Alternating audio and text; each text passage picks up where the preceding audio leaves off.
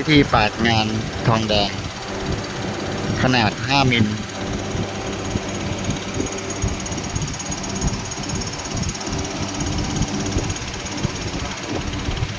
เหลืองสิบสี่นอนติดเลย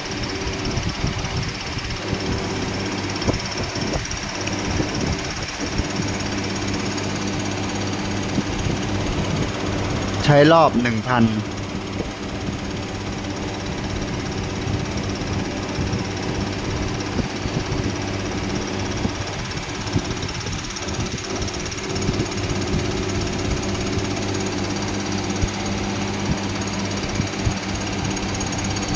ยังเงาอ่ะ เงาอ่ะ เอาดิ